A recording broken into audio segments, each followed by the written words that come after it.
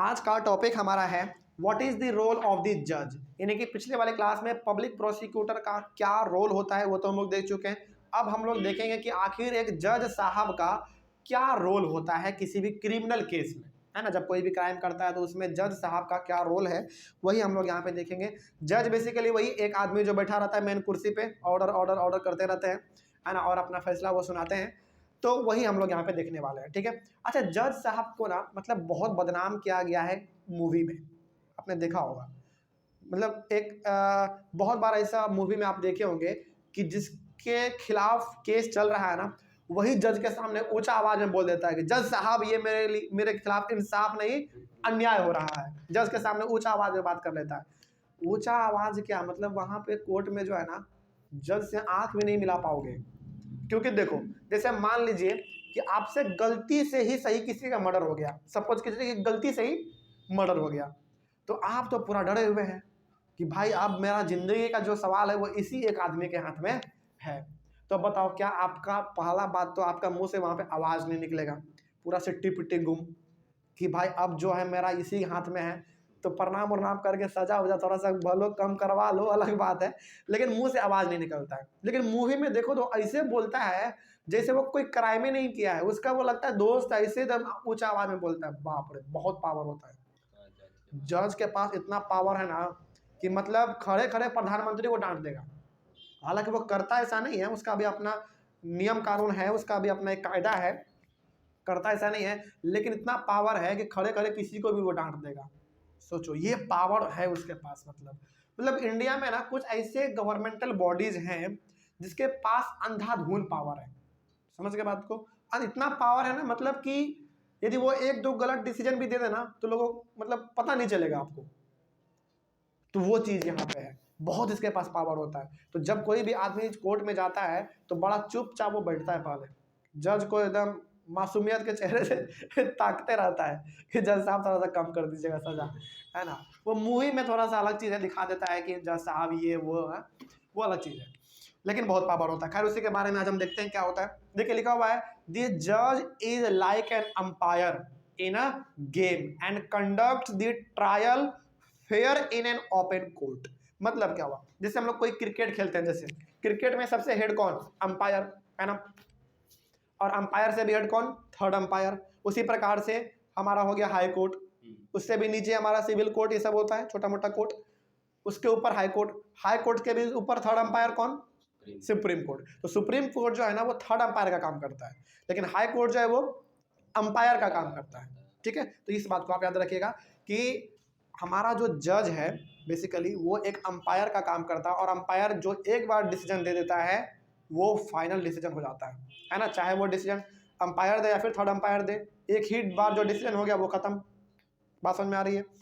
तो यहाँ पे जज जो है ना, किसी भी क्रिमिनल केस में जुडिशियरी सिस्टम में जज एक अंपायर का काम करते हैं। मतलब कि एक बार जो सजा वो बोल दिया सो बोल दिया। अब ऐसा नहीं कि अरे अरे गलती बोल दिए थे, एक बार इसको सुधार लेते हैं, ऐसा नहीं होता उसमें, है ना। एक बार जो वो लिख दिया वो कंफर्म हो गया, ठीक है। आगे बढ़ते हैं। And conducts the trial fair in an open court. Trial का मतलब यहाँ पे है वही बेसिकली सुनवाई, जो आपका जो पूरा केस चलता है उसी को हम लोग कहते हैं ट्रायल, है ना। तो वो जज साहब ये हमेशा कोशिश करते हैं कि जो सुनवाई हो रहा है कोर्ट में वो बिल्कुल फेयर रूप में हो, मतलब कि कहीं पे जरा सा भी चीटिंग वूटिंग ना हो, ठीक है। क्योंकि उसके हाथ में एक आदमी का जीवन उस समय पे है ना।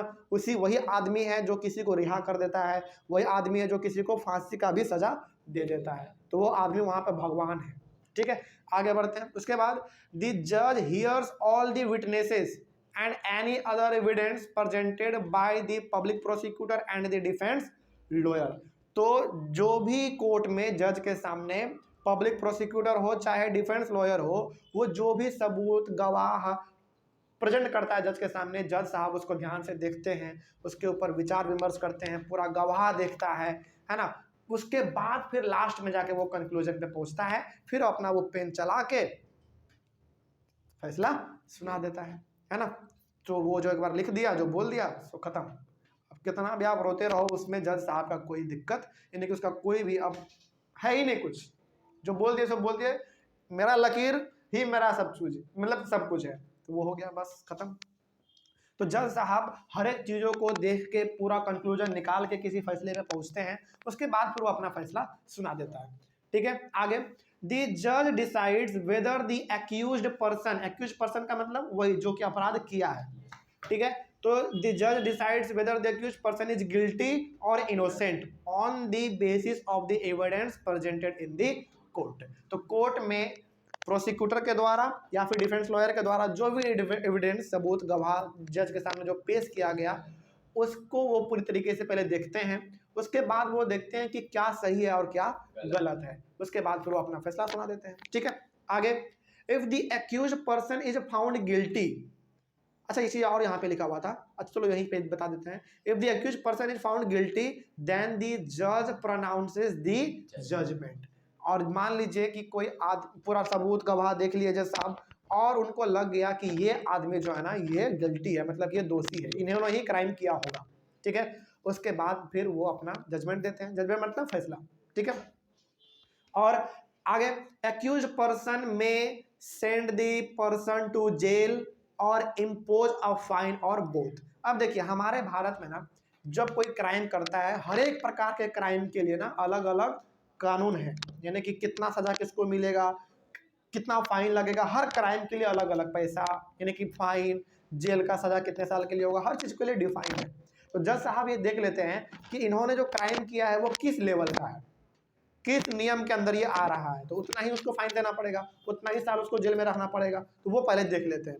तो कभी कभी होता है ना कि छोटा मोटा यदि कोई क्राइम करता है तो उसको छोटा मोटा फाइन लगता है, बाकी वो छोड़ देते हैं। थोड़ा सा गंभीर आरोप हुआ तो उसको जेल डाल देता है, थोड़ा सा और गंभीर आरोप हुआ तो जेल में तो डालेगा, फाइन भी लेगा। ठीक है, ऐसा आप मूवी में भी देखते होंगे। ये चीज़ होता है depending on what the law prescribes. तो उसको फाइन लगेगा कि जेल होगा कि दोनों लगेगा, ये डिफाइन करता है कि लॉ में क्या लिखा हुआ, और इसमें भी डिपेंड करता है वो किस प्रकार का क्राइम किया है ना। तो जैसा क्राइम वैसा सजा। ठीक है, आगे बढ़ते हैं। अच्छा यहीं पे तो हमारा ये खत्म हो जाता है, लेकिन एक चीज़ हमको बहुत इंपॉर्टेंट यहाँ पे बताना है जो कि आपके बुक में नहीं मिलेगा, वो आप लगभग देखते होंगे कि जब कोई भी हाई कोर्ट या फिर सुप्रीम कोर्ट ना किसी को मृत्यु दंड देता है ना, जब फांसी लगाता है, फांसी का उसको सजा सुना देता है, तो आपने ये चीज़ देखा होगा या फिर कभी सुना जरूर होगा, नहीं भी सुना तो एक बार सुन लीजिए। जब हाई कोर्ट या फिर सुप्रीम कोर्ट ना किसी आदमी को फांसी का सजा देता है, ठीक है, तो वो ना पूरा पहले लिखता है कि हाँ इसको फांसी का सजा दिया जा रहा है मेरे द्वारा, बाद में ना वो पेन के नोक को तोड़ देता है। ऐसा क्यों होता है मालूम है? नहीं जानता जिस पर से कोई मरा है उसको फिर से यूज किया जाए। नहीं वो चीज़ यहाँ पे नहीं है। यहाँ पे बेसिकली एक तरीके का यहाँ पे ये माइंडसेट है ना कि जज साहब का ये मकसद तो होता नहीं है भाई कि हम किसी को मृत्यु दंड दे दें, है ना। लेकिन हमारे यहाँ पे हमारे भारत के संस्कृति में क्या है भाई, किसी को मारना एक पाप है ना। तो उसी चीज को ना पछतावा के तौर पे जज साहब अपने पेन के नोक को तोड़ देते हैं, और वो तोड़ने का मतलब वहां पे ये दिखाना चाहते हैं कि ऐसा क्राइम अब हमसे मतलब किसी से ना हो और हम ऐसा फैसला किसी को ना सुनाए। लेकिन भाई क्राइम होगा तो जज को सुनाना पड़ेगा, उनका वो काम है ना। लेकिन वो पेन इसका नींव जो है होता है ऊपर का, उसको इसलिए तोड़ते हैं ताकि वो चाहते हैं कि ऐसा क्राइम कोई ना करे। अब ऑब्वियस ये बात है क्राइम करेगा ही नहीं तो तोड़ने का जरूरत नहीं पड़ेगा, है ना। तो बड़ा ये चीज़ बड़ा विचित्र है ना। खैर अलग चीज़ है। तो ये हमारा हो गया जज का रोल, कोई डाउट नहीं है अब इसमें। चलिए आगे बढ़ते हैं। उसके बाद हमारा एक लास्ट टॉपिक बच जाता है, what is a fair trial. ठीक है, इसको अगले वाले क्लास में करते हैं। Thank you very much and have a nice day.